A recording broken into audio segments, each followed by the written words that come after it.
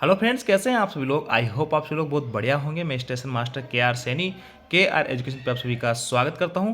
दोस्तों, RRB NTPC graduate level के form भरे जा रहे हैं और इस बार एनटीपीसी के नोटिफिकेशन में दो बहुत बड़े बदलाव देखने को मिले हैं। साथ ही दोस्तों, इस वीडियो में बात करेंगे जो ऑलरेडी गवर्नमेंट कर्मचारी है उनको एनओसी लेना जरूरी है क्या अभी, और एनओसी लेने का जो है प्रोसीजर क्या है। फाइनल ईयर वाले जो भाई लोग हैं वो फॉर्म इसमें डाल सकते हैं या नहीं डाल सकते हैं, और नेम स्पेलिंग मिस्टेक किसी के है तो ऐसे में वो क्या करे।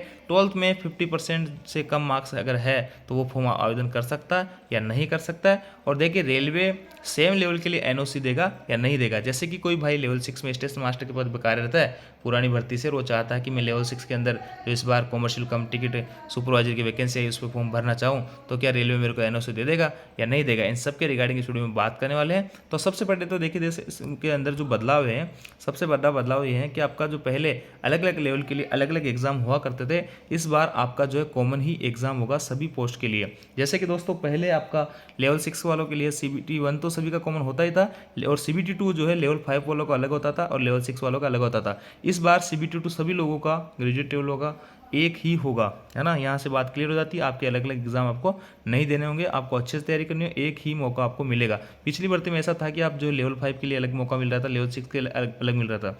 इस बार आपका एक ही एग्जाम होगा। दूसरा दोस्तों, आप जब फॉर्म भरो तो आप जो है अपने मेडिकल स्टैंडर्ड को ध्यान में रखते हुए जरूर फॉर्म भरना, क्योंकि यहाँ पे जो है साफ साफ मेंशन है, candidates must ensure that they fulfil the prescribed medical standard for the post they are opting for it. It is to be noted by the candidates that in case the candidates is found to be medically unsuitable for the opted post at the time of medical before appointment, alternate appointment shall not be given. ये बहुत ही बड़ी चीज़ यहाँ पे लिखी गई है कि आपका जो जिस मेडिकल में आप फिट हो उसी पोस्ट को जो आप ऊपर रखना। जैसे मान लो आपका A2 मेडिकल स्टैंडर्ड फिट है ही नहीं, आप चश्मा लगाते हो, आपकी आंखें कमजोर है, आपने एसएम को ऊपर डाल दिया, और जब आपने सारे कुछ एग्जाम वगैरह क्लियर करने के बाद जब आपका मेडिकल हो रहा है तब जो है आपके सामने ये समस्या आ रही है। वैसे दोस्तों, स्टेशन मास्टर का जो तीसरा साइको का एग्जाम होता है उससे पहले आपको मेडिकल मांगा जाता है गवर्नमेंट जो है रेलवे के द्वारा, कि आप जो अपना मेडिकल करवा के लिए, और उसमें आपकी जो आँखें A2 जो है फिट होनी चाहिए, है ना। अगर किसी भाई की A2 मेडिकल स्टैंडर्ड फिट नहीं बैठेगा तो पहले ही यहाँ पे साइको से पहले यहाँ पे बाहर हो जाएगा, है ना। अगर बाहर हो जाएगा साइको से पहले तो फिर जो है उसको दूसरी पोस्ट यहाँ पे मिल जाती है। साइको में अगर फेल हो जाता है तो मिल जाती है, लेकिन सारा कुछ जो एग्जाम वगैरह क्लियर करने के बाद में अगर आपका मेडिकल फिट पाए जाते हो तो आपको जो है फिर यहाँ पे दूसरी पोस्ट नहीं दी जाएगी, ऐसा रेलवे का यहाँ पे कहना है। तो इस जो है मेडिकल स्टैंडर्ड को ध्यान में रखते हुए आपको यहाँ पे फॉर्म भरना है। दूसरी बात देखिए दोस्तों, यहाँ पे एनओसी के बारे में बात करते हैं। ऑलरेडी कई सारे भाई लोग अपने गवर्नमेंट कर्मचारी होंगे, ग्रुप डी के अंदर कार्यरत होंगे, तो एनओसी का प्रोसीजर ऐसा है दोस्तों। अभी जो है आप रेलवे में जब फॉर्म भर रहे हो एनटीपीसी का, तो उसमें आप एनओसी, आपने जो एनओसी के लिए आवेदन कर दिया है तो उसमें आपको यस टिक कर देना है, और आप गवर्नमेंट कर्मचारी तो उस पर भी आपको यस टिक करना है। देखिए, अभी जो यहाँ पे आपके एनओसी वगैरह नहीं मांगा जाता है, डीवी के टाइम में आपकी एनओसी मांगी जाती है। अभी सिर्फ आपको जो रेलवे को इन्फॉर्म करना है। इन्फॉर्म कैसे करना है, दो जो है कॉपी में आपको एक एप्लीकेशन लिखनी है कि मैं जो है इस वैकेंसी का फॉर्म भर रहा हूँ और मेरे को इसके लिए अनुमति प्रदान करे या एनओसी प्रदान करे। तो वहाँ पे जो आप जो आपको डीआरएम ऑफिस में उसको भेजना है, और वहाँ से एक रिसीव आपको अपने पास रखना है और एक रिसीव वहाँ पे एक आपको वहाँ पे जमा करा देनी है, ऐसा करना है। और वो जो है अभी ये जो आप रेलवे को इन्फॉर्म कर रहे हो, इससे क्या होगा दोस्तों, जब आपका एग्ज़ाम होगा तो उस टाइम पे आपको एग्ज़ाम देने से कोई नहीं रोक पाएगा। अन्यथा अगर एम्प्लॉय की शॉर्टेज होगी तो आपको एग्ज़ाम देने से रोका जा सकता है। ऐसा अगर ये आपने पहले एनओसी ले रखी होगी तो फिर आपको जो है एग्जाम वगैरह में किसी टाइप की कोई समस्या नहीं आएगी, और आप एग्जाम देने के बाद में फिर आप जो है प्रॉपर जो है एनओसी के लिए यहाँ पे आवेदन कर लोगे, क्योंकि आपके पास प्रूफ होगा कि हमने जो है रेलवे का पहले इन्फॉर्म कर दिया था। तो ऐसा आपको यहाँ पे करना होगा, है ना। जिस भी डिपार्टमेंट में आप हो पहले आप इन्फॉर्म कर दो, एप्लीकेशन लिख के एक रिसीव अपने पास में रख लो। फाइनल ईयर वाले भाई लोग जो है इसमें फॉर्म डाल सकते हैं नहीं डाल सकते, देखिए साफ साफ मेंशन है। फाइनल ईयर वाले भाई लोग जो है इसमें फॉर्म नहीं डालते, अब डाल सकते हैं। देखिए दोस्तों, यहाँ पे साफ साफ लिखा है, candidate should ensure that they possess fulfil all eligibility condition prescribed for the post as the closing date of online registration as on 13/10/2024। In 13/10/2024 तक अगर आपका रिजल्ट आ जाता है, आपकी मार्कशीट भले ही आए या ना आए, आपका रिजल्ट आ जाता है, उसमें आप पास पाए जाते हो 13/10/2024 से पहले, तो आप इसमें फॉर्म भर सकते हो। 13/10/2024 तक आपका फाइनल ईयर का रिजल्ट नहीं आता है, मान लो 13 से नहीं 14 को भी आपको रिजल्ट आता है ना फाइनल का, तो आप इसमें फॉर्म नहीं डाल सकते। यहाँ से आपको क्लियर हो गया होगा। जो भाई यहाँ पे रिजल्ट का इंतजार कर रहे हैं, अगर आपका रिजल्ट आ जाता है 13/10/2024 तक तो आप इसमें फॉर्म डाल पाओगे, अन्यथा आप इसमें फॉर्म नहीं डाल पाओगे।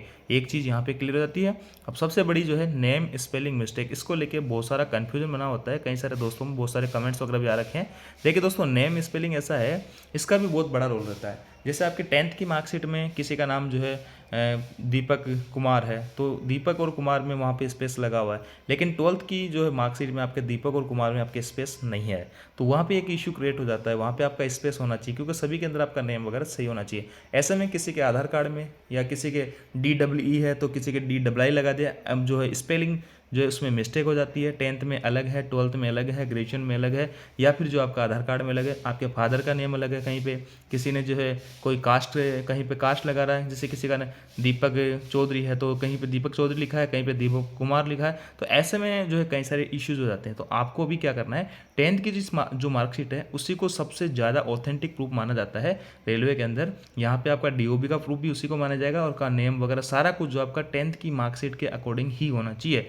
उसके अंदर जो DOB हो वो कभी भी चेंज नहीं हो सकती है, तो उसी के अकॉर्डिंग आपका आधार कार्ड में चेंज करवा लीजिए, उसी के अकॉर्डिंग आपको 12th में अगर मिस्टेक है तो चेंज करवा लीजिएगा, फादर नेम वगैरह में। तो 10th की मार्कशीट के अकॉर्डिंग ही आप अपने सारे डॉक्यूमेंट्स यहाँ पे करेक्ट करवा लीजिए। अगर अब ऐसा नहीं है कि दोस्तों यहाँ पे किसी के ओनली 10th की मार्कशीट में खुद के नेम में मिस्टेक है और सभी के अंदर जो है उसका वो है, तो उस हिसाब से फिर 10th की मार्कशीट में नाम में करेक्शन कराना पड़ेगा।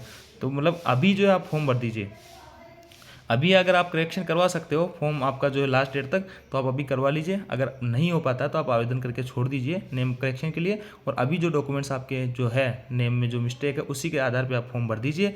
बाद में आपका DV के टाइम में जो है आपका करेक्शन हो तो हो जाता है, अगर नहीं होता है तो आपको यहाँ पे एफिडेविट देना पड़ता है, एक शपथ पत्र देना पड़ेगा। सिंपल सी, बहुत सिंपल प्रक्रिया है। आपको इसमें आपकी जॉब में किसी टाइप का कोई इश्यू वगैरह नहीं आएगा। तो ये आपको काम करना है, आपको समझ में आ गया होगा। अभी आपको फॉर्म भर देना है, DV के टाइम में आपका जो है यहाँ पे एफिडेविट लग जाएगा, और तब तक आप अपने नेम वगैरह में अगर करेक्शन करवा सकते हो तो आपको करवा लेना चाहिए।